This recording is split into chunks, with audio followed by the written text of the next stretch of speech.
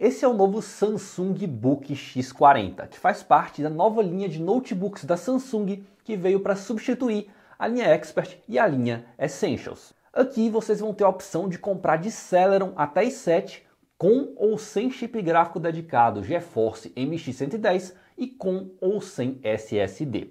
Todas as configurações vão ficar na descrição do vídeo. E lembrando que comprando por lá, vocês me ajudam a continuar com o canal. A grande mudança é o design, que está bem melhor que o do ano passado, com traços mais finos, mais moderno, seguindo aí a mesma essência do Samsung S51. Mas o design não é o único ponto que a Samsung tem ficado na frente em relação à concorrência. Ela tem oferecido um dos melhores pacotes em quase todas as categorias. Desde a categoria Gamer com o novo Odyssey, como também nas categorias Premium, com o Samsung Style S51, por exemplo. O Samsung Book tem um pouquinho dessa essência, mas não faz tão bem como as outras máquinas da Samsung. A construção, por exemplo, não é em metal. Por foto eu até achei que era tipo um Samsung Style S51 tamanho gigante, né, que tem construção em metal. Mas a construção dele é em plástico mesmo. Na tampa ele é até rígido, mas na parte do teclado ele flexiona com facilidade, principalmente mais próximo da tela. E a tela é TN com resolução HD, então nem precisa comentar, vocês já cansaram de ouvir sobre esse assunto aqui no canal. Infelizmente, a concorrência também é assim, então não tem muito para onde correr. Mas ao contrário da concorrência, ele faz algo bem raro dessa categoria, que é abrir a tampa com uma mão só. O teclado é padrão brasileiro, mas não é retroiluminado. Ele tem um feedback ok e as teclas são um pouquinho maiores que o normal, mas o perfil dele é daqueles que é um pouquinho mais baixo. Já o touchpad é bem grande, tem bastante espaço para trabalhar, mas a textura não é tão lisa e o clique é meio assim esponja, assim como outros notebooks da categoria. Os alto-falantes são localizados na parte de baixo e são medianos, assim como a concorrência na faixa de preço dele. Não tem graves, nem assim uma experiência maravilhosa. Mas em relação ao Acer Aspire 5, eu achei que os alto-falantes dele são menos abafados. Upgrades é algo bem fácil, ele tem compartimentos dedicados para você acessar o HD e a memória RAM sem perder a sua garantia. E ele tem 2 slots de RAM. Mas para acessar o slot M2, você precisa remover a tampa toda. Eu não vou fazer isso nesse vídeo, porque na Samsung você perde a garantia removendo a tampa principal. Que na hora de vender, né, que é o que eu faço aqui no canal, eu compro as máquinas, analiso e vendo, eu vou perder muita grana nele já. Então se eu abrir, eu vou perder mais ainda. Então para aliviar meu prejuízo, eu vou pular o Samsung Book X40. Na conectividade, ele é bem completo. A porta USB-C dele suporta vídeo, e ele também tem leitor de cartão de memória, que infelizmente não é de alta velocidade e é micro SD. Vale ressaltar que por ser micro SD, o estilo dele é daqueles que é chato de você encaixar o cartão. Se sua unha não for grande ou se você não tiver alguma coisa com ponta fina, você não consegue encaixar. No desempenho é aquela história que eu já falei aqui. Sem SSD não tem como viver hoje em dia. A maioria dos modelos lançados pela Samsung não vem com SSD. Inclusive esse modelo aqui não vem. Então, para o uso do dia a dia, tem que ter paciência se você não adicionar o seu. Inclusive, a pior parte do X40 para mim foi não ter SSD. Já na bateria, no uso normal, ele me deu entre 4 e 5 horas de duração no uso leve. No processador, a Samsung foi esperta. Ela definiu um power um pouco maior do que o da concorrência. Logo, ela teve resultados melhores em relação a notebooks com o mesmo processador em renderização, né? Só que vale ressaltar que isso foi em aplicações que usam só o processador. Só usando o processador, a Samsung aqui, com esse processador, né, o i5 10210U, ela tem 20 watts ao invés dos 15 watts, que normalmente é o que os fabricantes usam nesse chip em específico. Já em renderização de vídeo, que aí você precisa tanto da CPU como também do chip gráfico trabalhando juntos, ele não foi tão bem. Tanto pela GeForce MX110 ser um chip gráfico de entrada, como também pelo throttling que ele sofre em cenários de alto processamento. Ou seja, ele reduz a velocidade para não esquentar tanto em aplicações muito pesadas. Jogar aqui é possível, mas não é bem o foco dessa máquina. Lembre que esse é um dos chips gráficos mais fracos da Nvidia, então só jogos leves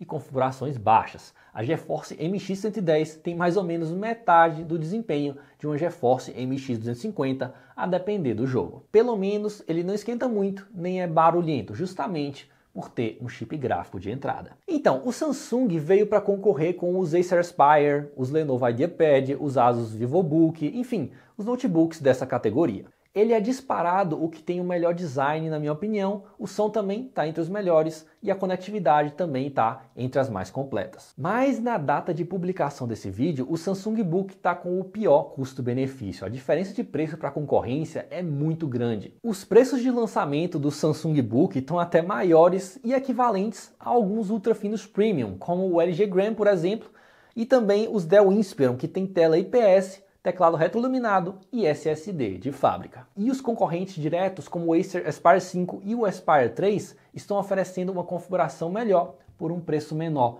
Ambos estão vindo com a opção de SSD de fábrica, além de ter um chip gráfico mais forte. O Aspire 5 tem a GeForce MX 250 e o Aspire 3 tem a Radeon 540X. Aproveitando que eu ainda estou com o Acer Aspire 5 em mãos, eu resolvi fazer um comparativo entre os dois aqui no fim desse vídeo, já que muita gente eu acho que vai ficar na dúvida entre essas duas máquinas, né? Enfim, bora lá. No design, pessoal, para mim é bem óbvio, né? Mas tudo bem que é uma questão subjetiva, né? Mas para mim o Samsung X40 ganha nessa categoria, né? Eu acho que ele é bem mais bonito. Na construção aí eu já acho que o Aspire 5 leva, porque ele tem a tampa em metal e também aqui na parte do teclado eu acho que ele é bem mais rígido, né? Bem mais resiste muito mais a flexões, né, com pressão, do que o Samsung X40. Agora, se vocês perceberam aí, né, na tampa, aí as coisas já mudam, ó. Aqui já não dá pra gente abrir com uma mão só. No X40 você consegue abrir com uma mão só.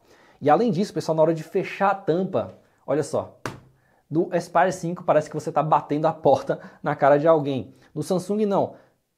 Você meio que tem uma sensação boa na hora de fechar a tampa, né? E além disso, ele tem ímãs que prendem a tampa quando você está chegando perto de fechar. Não é todo notebook que tem isso, mas quando tem, você sabe que o fabricante se preocupou mais um pouquinho. Agora vamos para o teclado, pessoal. Já no teclado, aí eu já dou vitória para...